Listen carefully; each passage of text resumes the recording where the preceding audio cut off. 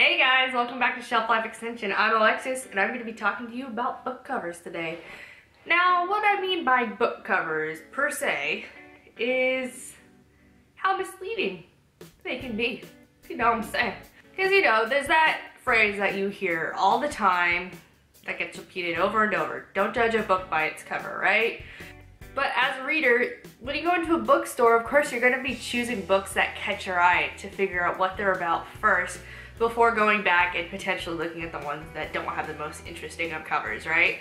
So today I'm going to show you a couple books that I absolutely love, but I hate their covers, and a couple books that I don't really like, but I absolutely love their covers. So let's get started. So I think a lot of people can relate to me when I say that young adult fiction in itself can have some of the most gaudy, the most embarrassing, and the most just unattractive covers. Now, I personally, when it comes to young adult fiction, I don't like books that show people, if that makes sense. I don't like it when it's up in their face. I don't like it when I see two characters together. You know what I'm saying? Like a boy and a girl, and they're just all embracing each other and stuff. Because it's books like those where it's if I, as an adult woman, were to read that in public or at my work, people would instantly be like, one, what the hell are you reading? Two, I can already tell what you are reading and I can't believe you're reading it. Kind of thing. So first things first, I'm going to talk about Skinned by Robin Wasserman. This is a great example of what I was just saying.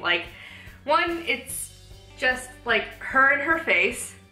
Two, she's got those crazy eyes that are staring into your soul. And just, it's kind of uncomfortable. So luckily this is a hardcover and I could take that off so nobody has to see that. But, I mean, come on. But this is actually a great book. If you've never read it, I highly suggest that you do. It's about this girl who gets in a car accident and her consciousness and her mind gets downloaded into a biomechanic body that looks exactly like her. So it's tackling the issue of what is real consciousness and what makes a person a real person. It's a great book. I don't actually have the rest of the books in this series, which I actually need to get, but again, I don't like this cover. I really don't.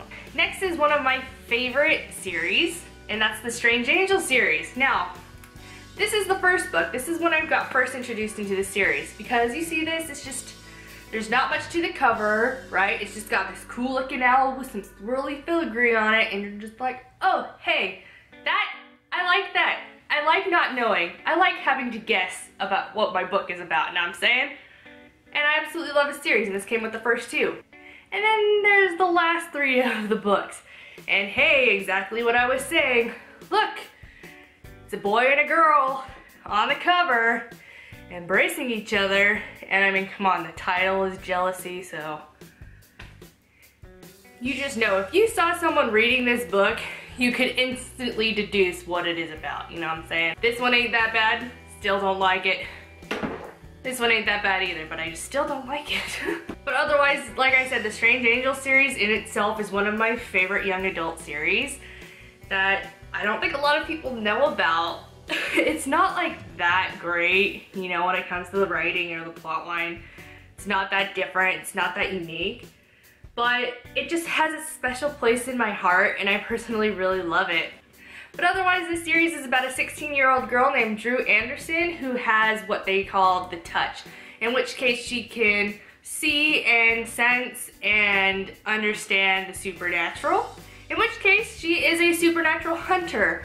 But one night her father goes on a mission to go kill something, right? But ends up getting killed and comes back as a zombie.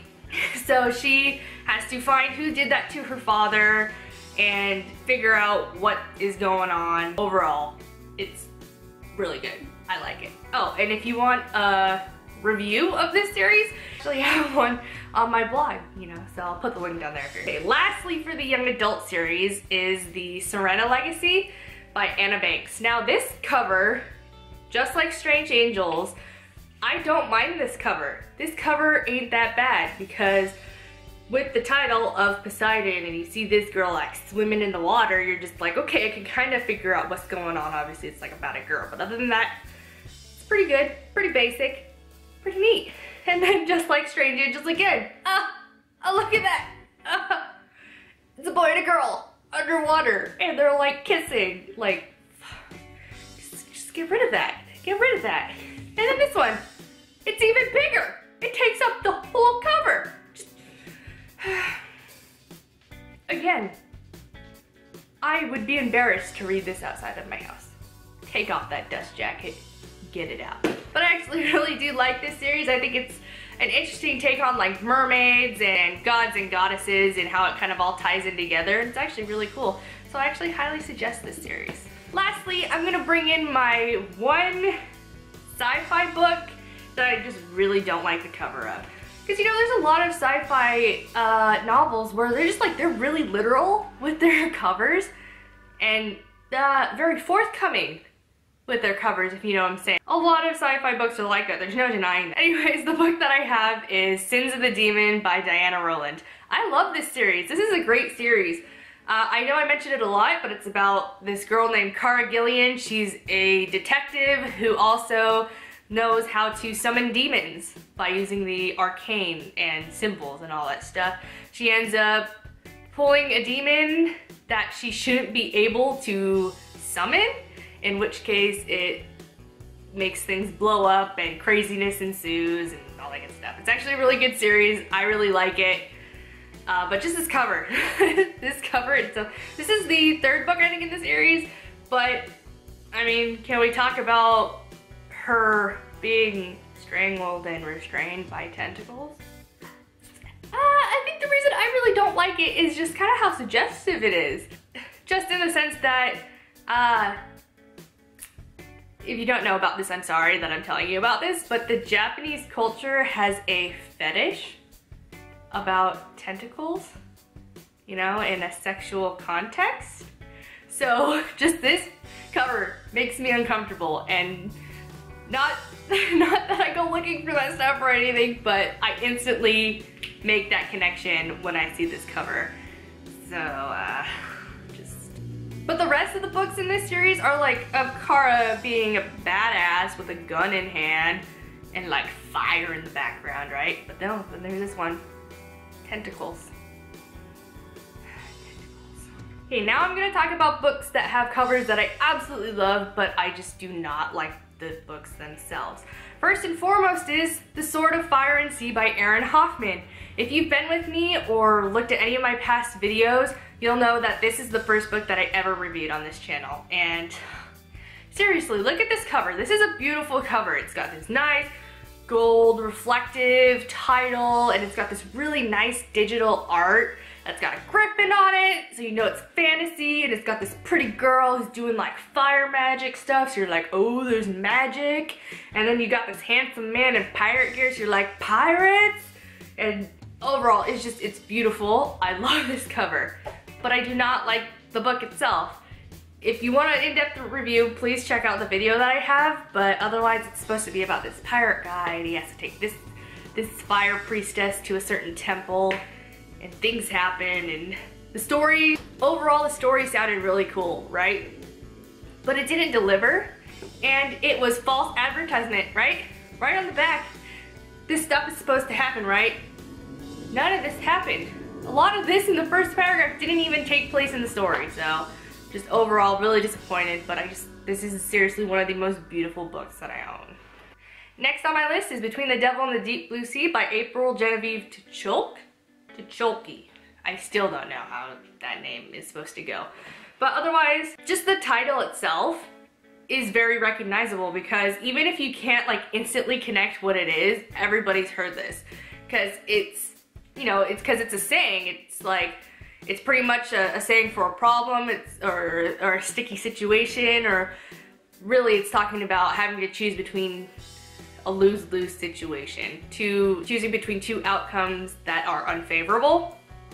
So automatically when you look at this, you're just like, that sounds familiar, I recognize that, what is this? So I pick it up, It's got this really cool cover, you know, you see this couple up top, but it's super dark and mysterious and misty, and you got the sea, and then just overall this cool coloring and this big bold lettering in the title. It takes up the whole cover rather than just part of it. Overall, really interesting, really beautiful. I love the layout. I love everything about this cover. But then the story itself falls short. I personally think the story is stupid.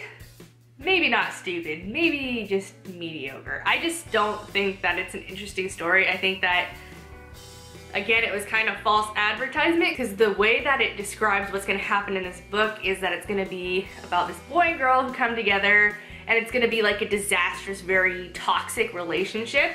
And I was just like, that is actually something pretty interesting considering it's a young adult book, but it wasn't exactly that. I thought that under the circumstances in the book and what happened, I thought that what ended up happening wasn't what I wanted and wasn't what I thought would happen, and ended up being like not even that really cool. So yeah, but I love this cover. God. Ugh, so depressing. Now here's a book that I'm going to talk about that is kind of contradicting what I said earlier, and that is Fallen by Lauren Kate. So like I said earlier, I don't like seeing faces or people really. But the reason that I probably like this so much is because you get this beautiful girl in a beautiful dress, but you don't see her face. I don't know why I have a complex about faces, but, oh, and also that she's alone, you know? There ain't no boy holding on to her, she ain't, you know, cozying up to someone. Also, the reason I really like it is just like, I really love the font, I really love the color scheme, and I like how it's a matte satin finish, if you know what I'm saying. I hate the romance in this story. I don't like the characters. I hate the main protagonist, whatever her name is. Just don't like it. I bought the second book after getting maybe like 50 pages into this, thinking that I would like it because, you know, why wouldn't I? Disappointed. Do not like this book, but I do love the cover. I don't know why. I like it. Alright, that's all I have for you guys today. I hope you enjoyed. Thanks for watching. Please rate, comment, and subscribe. Check out, you know, all my other social media sites, and please do check out my reviews on my blog if you are interested in any of the books that I talked about here, though I will say some of the books I don't actually have reviews for. Just saying. Otherwise, again, thanks for watching, and I'll check you guys out later, okay? Bye!